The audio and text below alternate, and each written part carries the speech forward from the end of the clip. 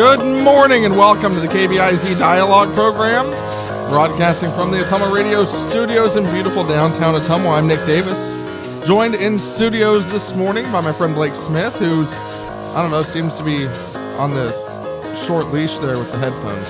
Mm-hmm. Yeah, I am. What's up, Nick?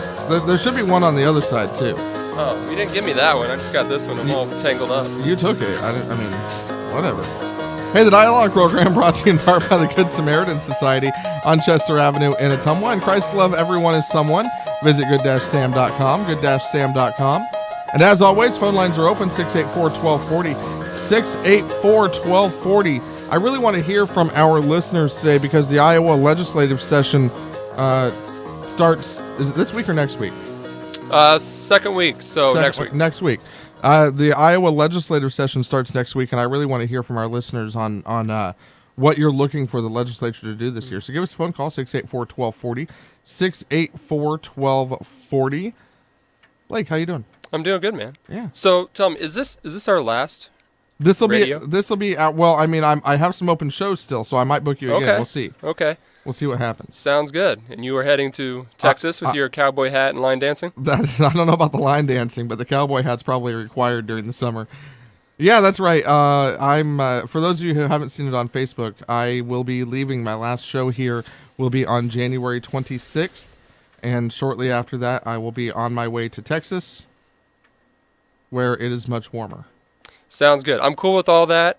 But if I decide to run for office again, you got to come back and be my media guy again. We'll see. It's going to be a lot better this time. We're going to have the pizza. You'll get more than pizza once a week. Okay. I'm not going to pay you anything, but okay. This is just going to be pro bono. But So I'm going to get paid. Pizza a couple times a week for sure. It's going to be way better than last time. Right. Okay. At least twice a week pizza this time. AJ, I hope you're out there listening, AJ. Yeah. No, that was a lot of fun. Of course, for those that don't know, Blake ran for the Iowa House.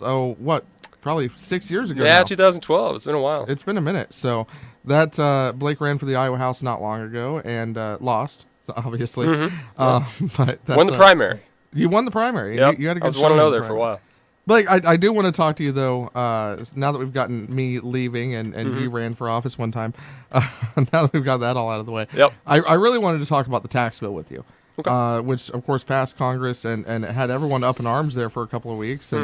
And I still think most people don't really understand what's in it and how it's going to affect most people.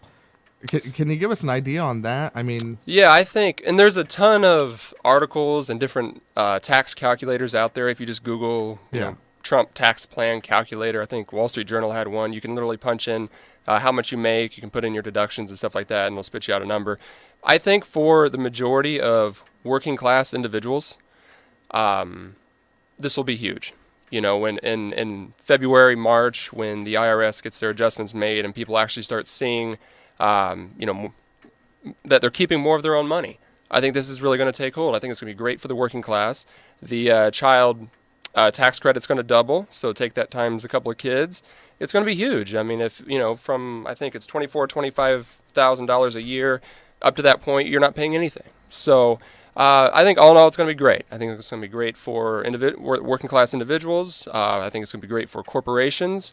The bigger corporations are paying 35% corporate tax. That's getting lowered to 21%.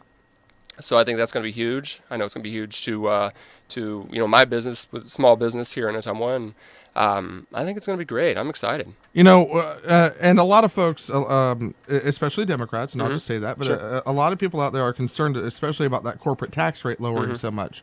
But my look at this is we have companies like Google and Apple that have billions of dollars that are stored overseas because they don't want to pay the tax penalties to bring that money back to the United States. And I'm really hoping that by that part of this tax plan and lowering that corporate tax rate will help encourage these companies to bring that money back to the United States and invest it right here. Yep, no, I agree. And I think Apple has all their patents in some island somewhere, and they're not paying anything. So, but no, I agree. I think we were the highest corporate tax rate in the world. I think we were tied with Japan.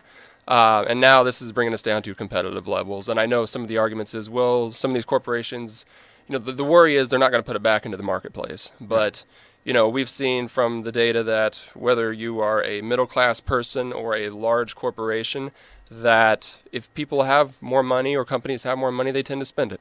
Yeah. And so I'm not worried about it getting into the marketplace. And if some individuals or some companies end up holding on to their money, then hey, that's their money. Private property rights aside, I think in the end it'll get spent, it'll get invested. It usually does. It usually winds up getting spent and invested. And you just got to look right here in Iowa with, obviously this all happened before the tax bill, but the Google and Facebook building data centers in the Des Moines metro area, and that's huge for them up there.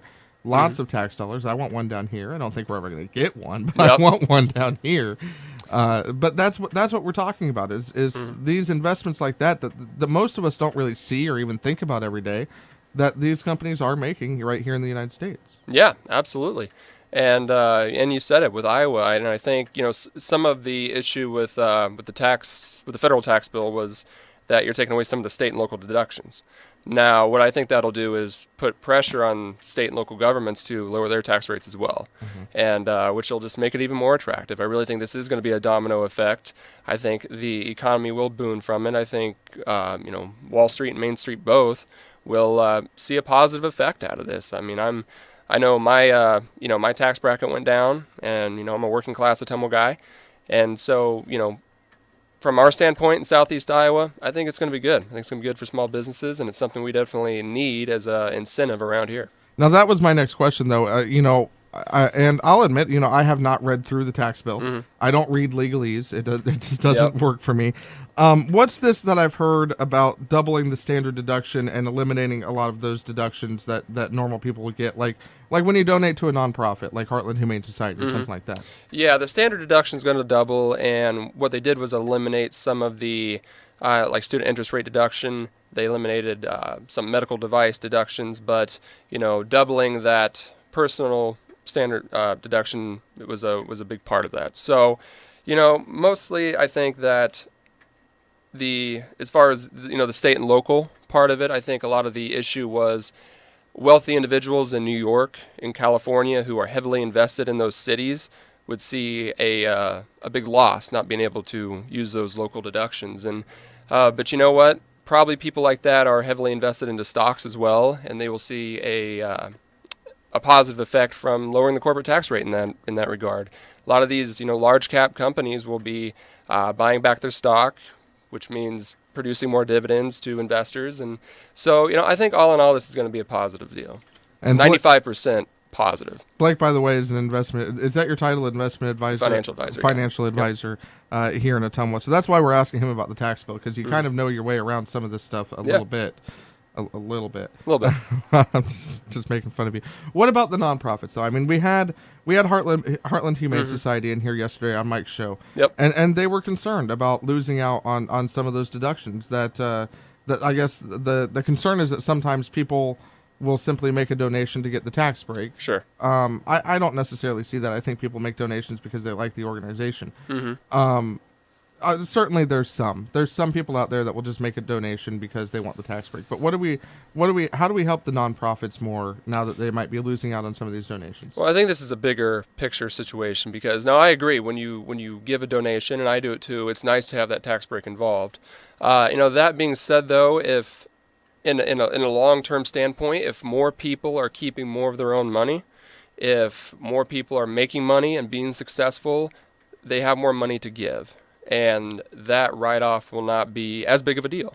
And that's kind of the, in my mind, the long-term investment in this is get away from some of these, some of these write-offs and some of these tax credits and some of these things that we're used to as little incentives, and just everybody be able to have more money and to be able to have more freedom to do what they want to do to support the organizations or churches that they want to support.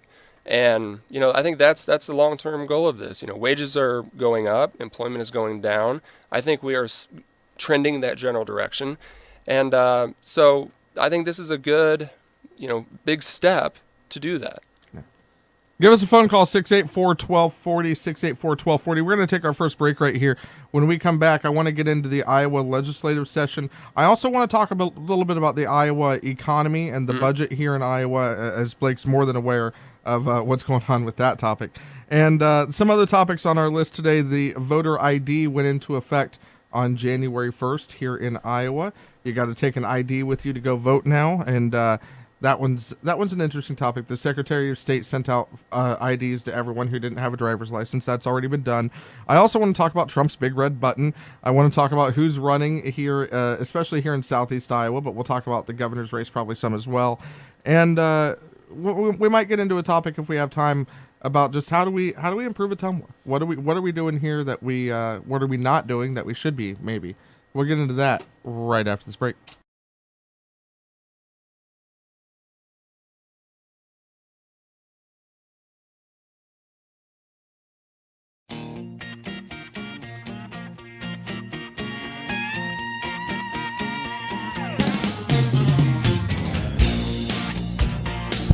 Good morning and welcome back to the KBIZ Dialogue program. Blake can't hear us. You don't need to hear us. Who needs to hear things? It's just radio. You're good. You got still tangled up. You're still tangled up, but you got your headphones plugged in. Welcome back to the KBIZ Dialogue program. Phone line's still open, 684-1240, 684-1240. And we did get a question off the phone lines during the commercial break there. The caller was watching KTVO this morning. And I'll say that I didn't see the interview, so I'm just going on what the caller told me. But Brian Morgan on KTVO this morning, county supervisor, said, predicting, I believe, that taxes are going to be going up here in Iowa probably within the next 2 to 3 years. I want to get your take on that because I know that the goal of the majority is to lower taxes right now. But the caller's question was, how does increasing taxes, if Iowa is forced to increase taxes again, and we'll get into a discussion on the budget too, but if Iowa was forced to increase taxes again, how does that affect businesses and small businesses in particular and just everyday people? I think it would, if we raise taxes, it would have a negative effect. Normally when we see a great economic atmosphere, taxes are low.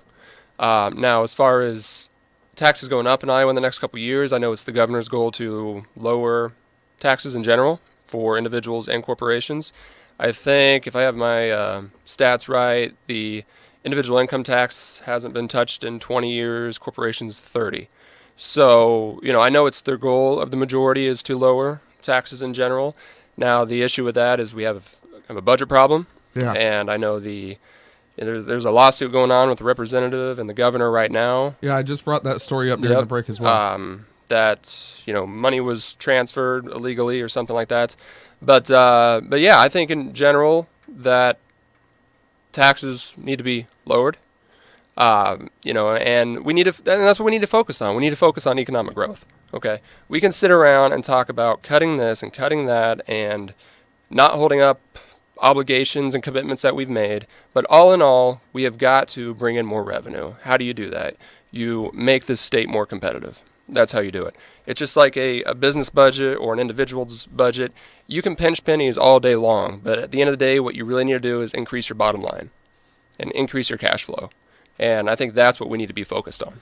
One of taking devil's advocate here, one of the things that the Democrats are saying is the cause for the budget woes that we've had the last year or so here in Iowa was some of these massive tax breaks that have been given to corporations here in Iowa, and a big part of that was, and you'll probably know more of this than I do, but I believe last year was the first year that corporations were able to write off or not pay taxes on certain purchases of supplies. Yep.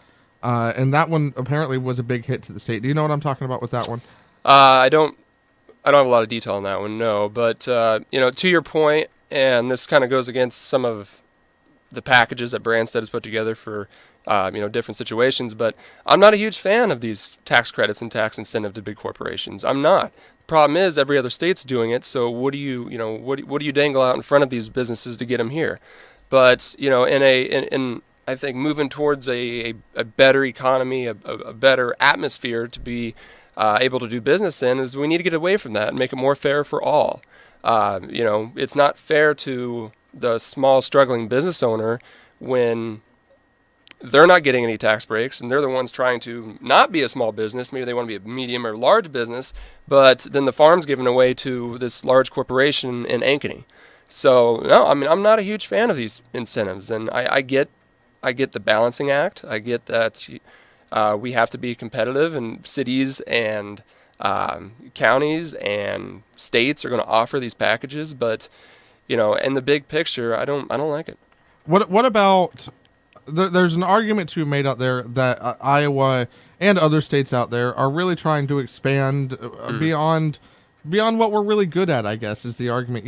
I don't think Iowa's trying to become the next Detroit of cars, No. where we manufacture every car made in the country right here. And that's probably a good thing, because Detroit did that pretty well for a long time, and that's maybe not so well anymore. Yeah. But what about the argument that we should be staying in our lane? Maybe instead of giving Google $500 million in tax credits, giving that back to the farmers instead. Yeah, I think again an argument can be made for that, but I'm still going to come back to, let's not give away. That shouldn't be the goal. Is to see how big of a tax break we could give away. I'm all about paying lower taxes in general, but it needs to be fair. Right? It needs to be fair to everyone. And, in saying that, I think you're right. Our bread and butter comes from the farmers. It comes from manufacturing. That's kind of where we really as a state excel. I think we need to put focus on that. But I'm not shutting down, different ideas. If if corporations or we have the ability to sell and become the next Detroit, then by all means, we need to explore those opportunities. Detroit isn't in good shape right now in general. Iowa's in a little bit better economic shape, I believe. So, yeah, I mean, we should be exploring new opportunities, but not, forgetting who made us, if you will. Yeah. I'm reading here from KCCI. A Democratic lawmaker has filed a lawsuit alleging that Republican Governor Kim Reynolds and top aides broke the law when they transferred $13 million from a reserve fund to balance the budget last year. The lawsuit was filed Tuesday against Reynolds and Department of Management Director Dave Roederer by Representative Chris Hall, the ranking member of the House Appropriations Committee. It asked a judge to declare that Reynolds' proclamation ordering the fund transfer in September was illegal and to void all actions taken as a result. At issue is a $13 million transfer from the State Economic Emergency Fund, which was created to cushion the blow of fiscal downturns on core services. The lawsuit claims that the legal conditions weren't met to trigger the governor's transfer authority, an argument that Reynolds has dismissed. What's your take on all this? Well, I just kind of a knee-jerk, because I don't know the inside baseball of it. I don't know all the legalese of it, but I know our State Treasurer, Fitzgerald, kind of started this conversation, and when pressed about it as being politically motivated, he kind of backed off. And now this particular representative has, I guess, had a history of saying one thing and doing another. I know he did a lot of railing against Koch brothers organizations and then took some money from the Koch brothers at one point.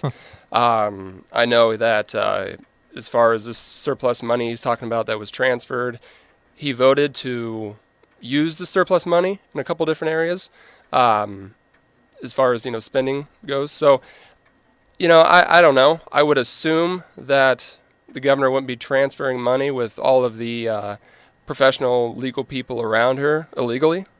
But, as far as what the statutes and the rules are, I mean, I think she's within her parameters to do so. I can't imagine just doing that in the open. And neither of us are lawyers, so... No. That's... Yeah, and I'm reaching here. Yeah. But, I mean, you cannot move that much money and have it be illegal right out in the eye of everybody, you know what I mean? Yeah. So, probably politically motivated for right or wrong, but he's a lawmaker. If he needs to do more to change his law, then do it.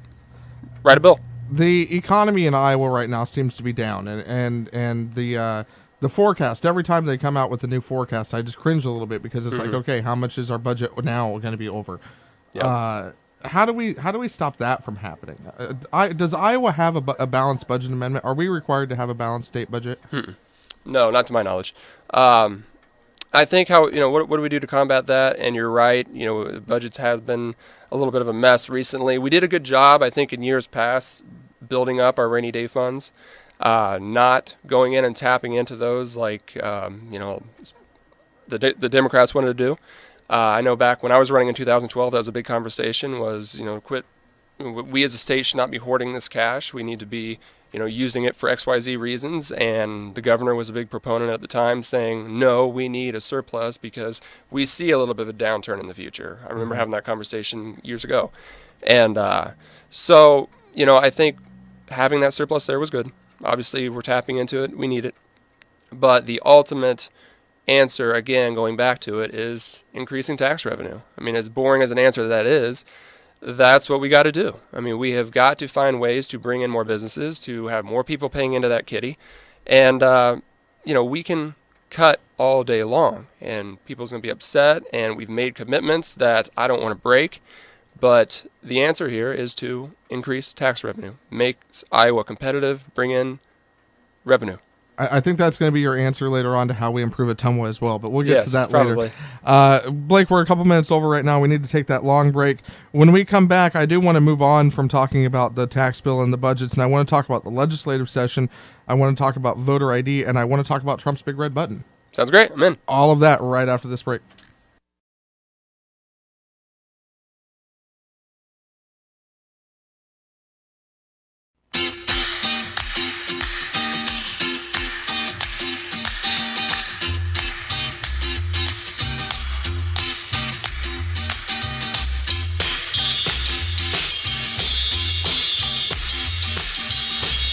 By the way, that caller called back earlier, and he wanted to clarify that Brian Morgan was talking about county taxes, not state taxes.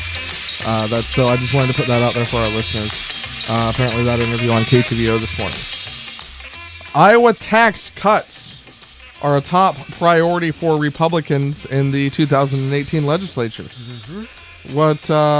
So let's talk about the legislature. The session starts next week. And you at one point were... what was your title up there in the Senate? I was a clerk to Senator Mark Chilgren. That's right. So you worked for Senator Mark Chilgren up there, and I'm sure that was a lot of fun. It was a lot of fun. Nearly 3 years. It was a blast. It was a blast. It really depends on who you work with up there, probably how much fun you have, because each senator has autonomy over who they work with, and there was never a lack of fun. We'll put it that way. So, but you have been kind of removed from the Senate for a couple of years now, and yeah, it's been a couple of years since you worked for the senator. But so that being said, I wanted to get your take on what the Republicans' top plans are for the Iowa legislature this year. What are we going to try to tackle? I hear that we're going to address the fireworks bill again, and there might be some movement there. So, what are you hearing from your friends? That you said it right off the bat. I think tax cuts are going to be a probably number one. That's what they've been pushing for years. I think cutting back the Iowa income tax is going to be big. I was in the Senate when a couple bills from the Republicans in the Senate were written, but of course they were in the minority at the time. They didn't get very far, besides some great floor speeches. But I think that's going to be addressed. I think that Iowa's corporate tax rate will be addressed. I think balancing the budget, whatever that means, is going to be addressed. Probably going to mean some spending cuts, some peeling back some unobligated tax credits, stuff like that. As far as education goes, who knows? That's always a huge topic, very controversial. What I just keep hearing, just in my own reading, is education savings accounts for parents. But it doesn't sound like there's going to be any mid-year, or I guess mid-term, if you will, since they kind of go on a revolving education budget for K through 12. Mm-hmm. So sounds like that's going to be kind of status quo. But that's the usual Republican marketing, if you will, of cut taxes, balance the budget, stop bad spending. It's kind of the usual. They need to hire some salesmen or something. I guess so. That was my real question there. Is are they actually going to do anything this year? That's the follow up. Well, if you would have asked me, leading into last year, I would say yes. I mean, here we have the trifecta, right? We have the House, we have the Senate, we have the governorship. We're going to get all kinds of great things done. We've been talking about it and promising each other things for years. And, we talked about this last time. Kind of a lackluster year, in my opinion. We did some Chapter 21 union legislation. We did a weak gun bill. We did a weak abortion bill, and we went home and kind of hurrahed ourselves. And so hopefully we get a lot more done this year. I know that there was some transition period with the governors and stuff like that. So, I really hope so. And I really hope that they can sell these positive economic policies that they're touting in a positive way to the voters, and not just the usual, I'm going to cut your taxes and I'm going to balance the budget, because, what does that even mean, right? So, hopefully that they do it. Hopefully they do it in a big way, and that they're, courageous in their actions and get some stuff done this year. I'm going to get into some specific topics here that people I'm hearing that they want addressed in the legislature. And by the way, give us a phone call, 684-1240, and bring up what topics you think about. Blake, it's been a big one here in Ottumwa. It's been discussed for about the last 2 years now, and that's speed cameras. Mm-hmm. Are they constitutional? Are they? That's a big question mark, even in my eyes. It's not incredibly clear that speed cameras are constitutional. And it seems as though the courts want the legislature to take up the issue, and they're not really sure at this point either. So, what's your take on the constitutionality of speed cameras, and obviously being able to address your accuser in court is not really an option with those sometimes. I agree. No, I totally agree. I would side that they are unconstitutional. Now, again, I'm not an attorney, but I was in the Senate. Senator Brad Zahn from Des Moines was a big advocate to get rid of these speed cameras, red light cameras, and probably in parallel with the constitutionality of them is that they're kind of like dark money, if you will, to a lot of these cities. They're a revenue stream. They're hard to argue with. They don't necessarily go on your driving record. So where does this fall on the line of, is it equivalent to a parking ticket? Is it equivalent? Is my insurance company? They don't get notified of it, but when it comes time to register my vehicle, it could come up again. So to me, it's more of a revenue stream than anything else. And as far as safety goes, there's still a lot of accidents because of them. People not wanting a ticket, so they slam on the brakes. I know a lot of motorcyclists. I have a motorcycle riding background. A lot of motorcyclists have a problem with it because cars will speed through a light or stop very suddenly and causes them to react in a negative way on the bike. So, all in all, I'm not a fan. Yeah. I've been a supporter of the speed car here in Ottumwa for the last couple of years, and I do think it's effective in slowing people down. That being said, it could be a money grab. That could be what's going on, and if that's the case, then it needs to go. The Ottumwa City Council on Tuesday actually voted to lower the threshold for getting a ticket from the Ottumwa red speed car. When the car is currently not deployed, it's parked at the police department, but when it goes back out, 8 miles an hour in school zones, we're talking above the posted speed limit. 8 miles an hour above the posted speed limit in school zones, 10 miles an hour above everywhere else. It had been set at 13. And the story, what they're saying is that they want people to slow down more. I think that might be effective in smaller communities like Ottumwa, and that might be a decent argument to make. But in Des Moines, in Iowa City, that's not a fair argument to make, because at that point, people are just going to speed past it anyways. It's just a moneymaker. Yeah. We do have a caller on the line. Good morning. You're on the air. Good morning. I have several issues. I hope I don't overdo it, but fireworks. They did that for tax purposes, and I think that's a farce. I think we were better off with the way we were. Dove hunting. Dove hunting, I don't think does that much to increase state taxes. There aren't that many dove around, and the only place you're going to find them is on country roads where you have to road hunt to get them. And some serious matters, the smoking in casinos. I can't believe Iowa is so far behind that we can't stop smoking in casinos. It's against Iowa law, and these sacred cows would be better off. I'm sure there'd be people that would gamble without the smoking, and safety issues. these motorcycles, we worry about people hooking up their seatbelts, and yet we let motorcyclists run around here without helmets, and there's enough of them getting killed. And when you talk about speed cameras, speed, I don't think, is killing as many people around town as just basic laws at intersections and stop signs and everything else, which is not being covered. That'd be the place for cameras. And but I just think that there's a lot of things to be addressed that they're not addressing, and I think they're very important, health-wise and safety-wise. Hey, thanks. You got us some good topics there. Let's get right into those. Thanks for the phone call, by the way. Phone line's still open, 684-1240.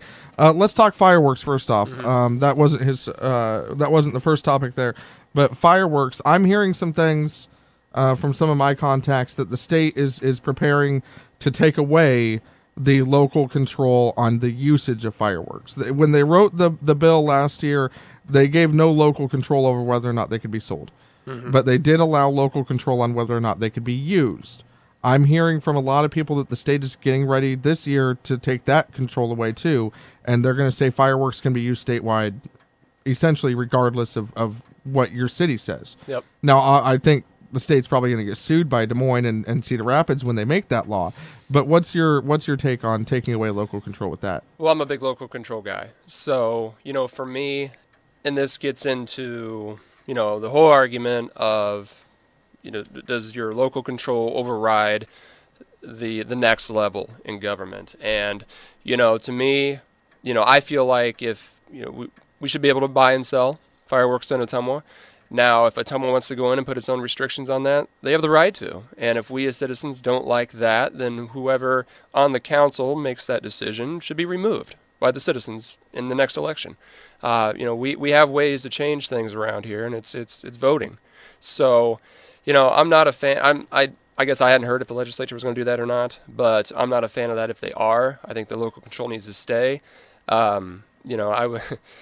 I wanted the fireworks bill to pass until 3 a.m. in the morning when fireworks are going off right next to our house. And, my dog's scared and everything else. So it was but at the same time, it's legal now. And, we as a city need to make the ordinances to say, okay, maybe this time to this time, anything beyond that, you're getting a ticket. Yeah. Okay. So, we just need to make sure that we pay attention to who we're going to elect and how they're going to address these issues. Dove hunting. I'll admit I don't know the first thing about. I have never been hunting before in my life. Yeah, it's really cold. It's really early. I don't like that. Yep. Yeah. Exactly. I'm with you. I'm not a big hunter either. I don't know the ins and outs of dove hunting. I don't know the tax effects of it. But I don't know. Smoking at casinos. I'll correct one thing that the caller said. It is legal to smoke in casinos in Iowa. Casinos were exempted under the Iowa Smoke-Free Air Act. It is legal to smoke in casinos in Iowa. The caller wants that to be taken away. It's illegal to smoke everywhere else in the state, so why do we allow it in the casinos? Well, again, this comes back to, I think, personal property. And I'm reluctant to say that because I'm not a smoker. I never have been. I don't like to be around it. But you know what? If that bar has a lot of smoking in it, I'm just not going to go there. Yeah. And they won't get my business. So, again, that comes down to, a personal preference. I do not like being around it. I really, really don't. So, for me, I like going into smoke-free places. But to dictate to the business owner what they should do and what they shouldn't do, I think is wrong. And, you rode dirt bikes semi-professionally, or maybe it was professionally back in the day. That was a previous career of Blake's. Helmet laws. Should Iowa mandate that motorcyclists wear helmets? No. Nope, I don't believe so. And so what I did was race dirt bikes, race motocross. It's it's a controlled track, obstacles, jumps, all that. But you know what? We were all going the same direction. There was a level of risk. I had a helmet on. I've always rode with a helmet. I had full gear, and to be honest with you, riding a street bike on the street scares me, and this is coming from somebody who's raced motorcycles for, 15, 20 years. So that being said, though, again, I don't like the government dictating to individuals how they should go out and joyride on a motorcycle. Yeah. I think they should wear a helmet. Somebody asked me right now, should I wear a helmet on a motorcycle? Yes, you should. Yes. Absolutely. Yes. But if you want to be a fool and not do it, then it's your decision, That is your decision. So, no, it should not be a law, but should people do it and have that common sense? Yes, absolutely. What about the other side of this? Because I go to motorcycle accidents all the time. Most of the time, the vast majority of the time, it is not the fault of the motorcycle rider when they are involved in an accident. Absolutely. It is somebody else's fault. So should the state strengthen some of their traffic laws in order to protect motorcyclists? We already have additional penalties if you strike a construction worker. Should we do the same thing for hitting a motorcyclist? I think it's something to look into. Again, I don't like playing favorites to certain people or certain, people do certain things. I'm very much a fair and equal guy. That being said, it is a problem, and it comes back to distracted driving. Again, I don't want the government telling me what to do with my phone in my car, but there are a serious amount of accidents going on right now. And again, coming from a guy who's rode motorcycles all of his life, I would be scared to go out on a Harley on the street right now. A lot of texting and driving, a lot of fiddling with, hand-free devices that you're not supposed to be fiddling with. It's just the world we live in. There's a lot of pings, there's a lot of dings, there's a lot of distractions, and people aren't paying attention as much. So, distracted driving is an issue, no doubt. And it just, to what extent do we want to take rights away from people to do what they want to do in their car? I mean, that's a balancing act. That's a gray area. My phone goes off probably hundreds and hundreds of times a day. No, mine too. Just different notifications for different apps and whatnot. Absolutely. Text messages, emails, anything. I get probably 300 emails a day.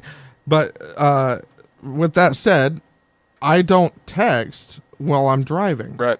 I make that choice, and people out there need to make that choice. It's not about it's about your own personal safety too. So, Blake, we've got to take our break here. When we come back, we're gonna have like 3 minutes left. Sounds good. And big red button. Big red button. We're gonna talk about Trump's big red button right after this.